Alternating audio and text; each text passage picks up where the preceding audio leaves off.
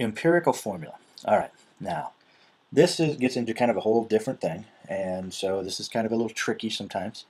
But what we're talking about when we're talking about empirical formula is I'm talking about the lowest whole number ratio of the elements in a compound. Remember, when we talked about ionic compounds, we always use the lowest whole number ratio, but in molecular compounds, that's not necessarily true. But what we're saying is, if we had the lowest whole number ratio, that is my empirical formula. It doesn't have to be the same as what the molecular formula is. For instance, the empirical formula for a compound could be HO, but we could be talking about hydrogen peroxide, which is H2O2. But the lowest whole number ratio is 1 to 1, but it really exists like this. But they're just, when they're talking about empirical formula, they're just talking about the lowest ratio. Smallest whole number of the atoms in the compound. All right, so let's figure out how to determine this, and let's take a look at this sample problem. And this is, like I said, it's a little bit tricky, but let's say that we had analyzed some compound and we found out it was 25.9% nitrogen, 74.1% oxygen, and we want to know from those percents what is the empirical formula. So what we know we've got 25.9% nitrogen, we've got 71 or 74.1% oxygen.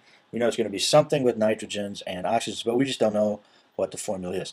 Now, we're not good with using with percents, but if we had these in terms of grams, this would be a lot easier. So since we know percents, we can make up any gram we want, any gram amount. We just pick one, and we can multiply, and we'd get some numbers that would work.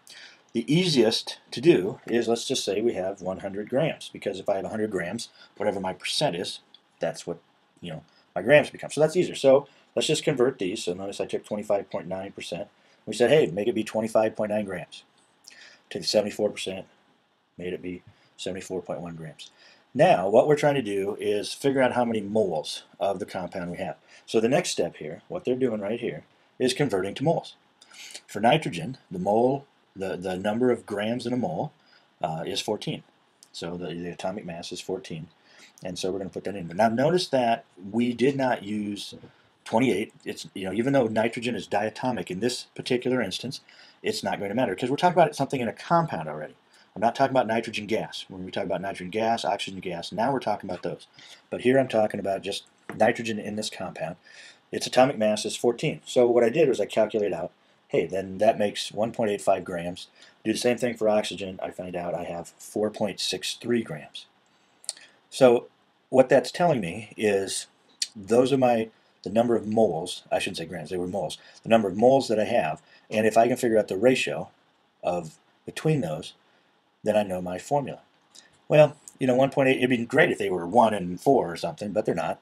So I need to figure out the ratio between them. So the easiest way to do that now is to divide by the smallest one. Since 1.85 is the smallest formula, or smallest one of those, that's what I did here. Well, 1.85 divided by 1.85 is 1.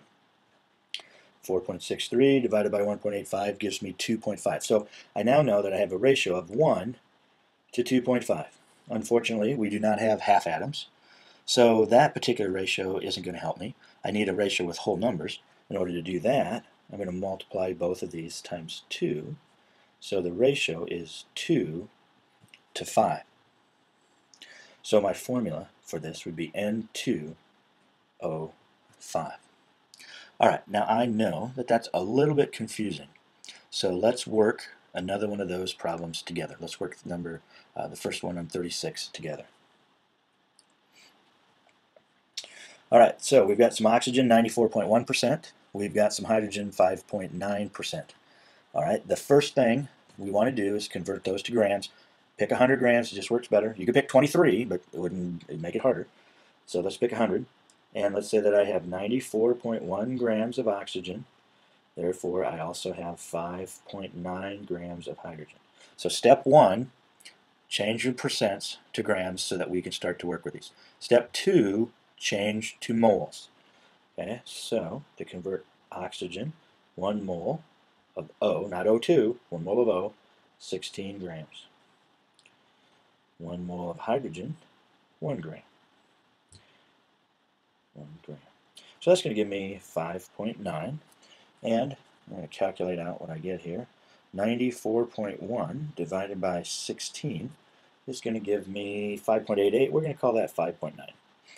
So in this case, they're exactly the same, but I'm going to just, for the sake of this, I'm going to divide by the smallest one. 5.9, 5.9, they both equal 1.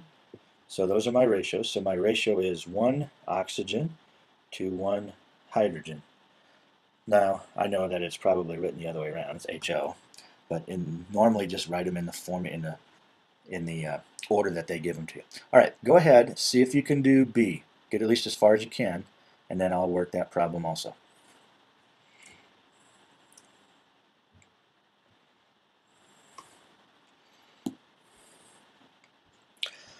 All right, so B is a little bit tougher. One, you got 3 different elements, but you're doing the same thing.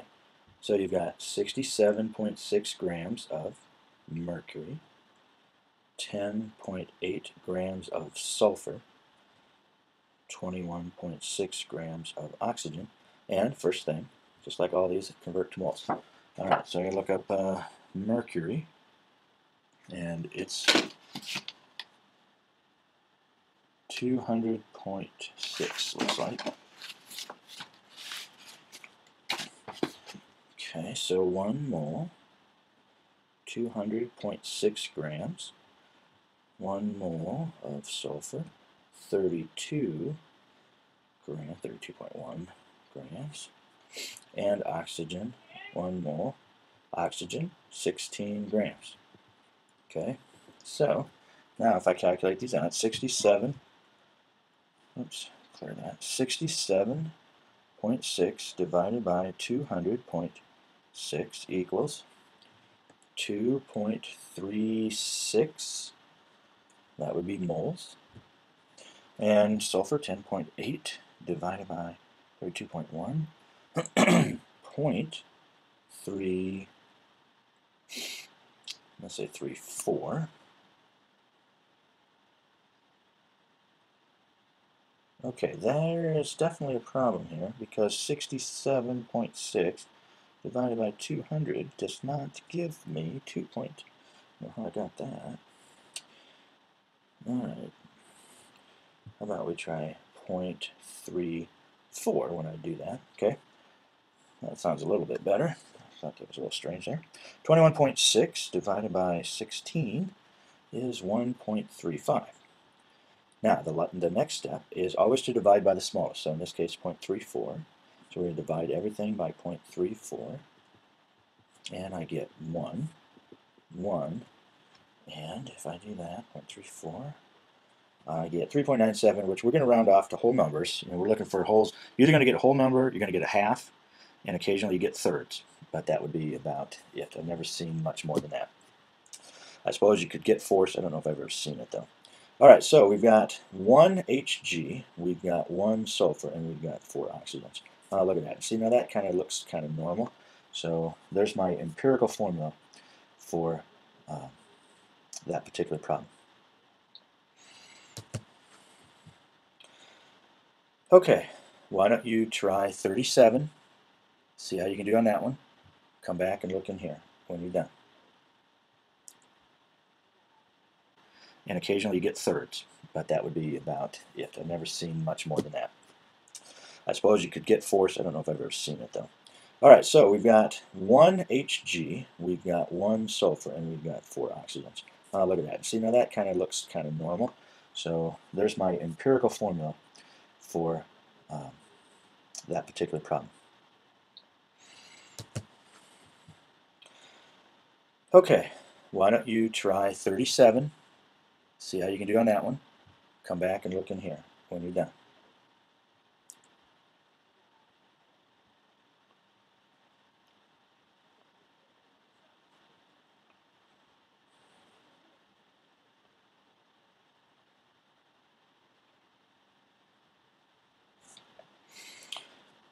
All right, so on this one, you've got 62.1 grams of carbon, you have 13.8 grams of hydrogen, and 24.1 grams of nitrogen. So the first thing that you need to do is convert to moles. So 1 mole, 12 grams, 1 mole, 1 gram, 1 mole, 14 grams. And remember, once again, we're not worried about diatomics when we're doing this because we're talking about the element is already in a compound. All right, so 62.1 divided by 12 gives me 5.175, assuming I did this right. 13.8 divided by 1, obviously, well, that's pretty easy. 13.8. And 24.1 divided by 14 gives me 1.7.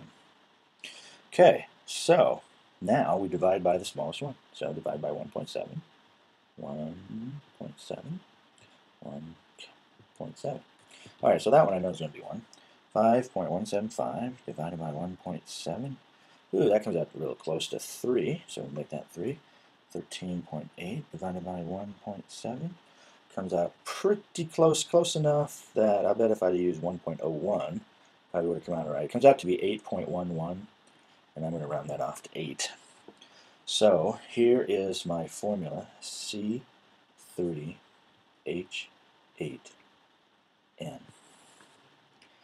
All right, there's empirical formula for you. Because we don't want to stop there, we always want to make things just a little bit harder, let's work on the molecular formula. Because sometimes the empirical formula is not the same as the molecular formula. It will always be ratios, whole number ratios, so like might be twice as big, 3 times as big, 4 times as big, but it will always be some kind of ratio of the empirical formula. And take a look at problem on page 312. So take a look at that, turn to page 312. And here it says, calculate the molecular formula of a compound whose molar mass is 60 grams, and the empirical formula is CH4N. In other words, what they're saying is we just did this. That's what we just did in the last problems. We figured out what the formula was, and then they had to give me this. Okay, in order to figure out the molecular formula, they must give you more information than the problems that we were doing. That's the plain and simple. They've got to give you just a little bit more than what we had here.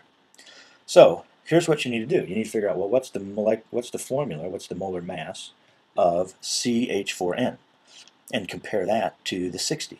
So let's take a look. So C is 12, oxygen 1, nitrogen 14. So that looks like 13.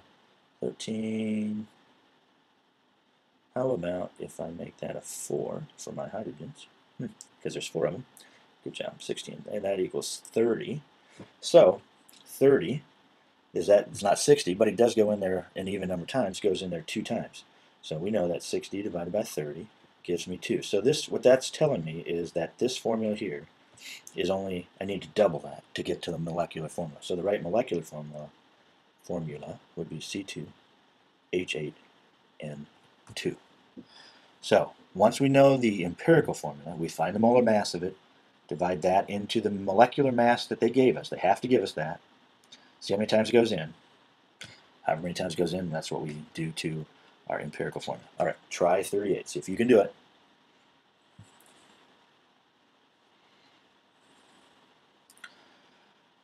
All right, so 38 says, find the molecular formula of ethylene glycol, which is used as antifreeze. Molar mass is 62 grams per mole. So that's that extra that they have to give us. And the empirical formula is CH3O. Now, of course, we could have done that, had they given us just some percents and things like that. We could have calculated that out and then done this. And sometimes you might have to do that. But since they gave this to us, let's just figure it out. So we've got carbon, 12, 3 hydrogens. Okay, remember to get that in there. Plus the 16. So 15 and 16 is 31. So how many times does 31 go into 62? Well, I think we can figure that out. It goes in twice. Therefore, we must take everything times 2. So C2H6O2 is my molecular formula. And we have now come to a close in section 10.3. It's sad but true.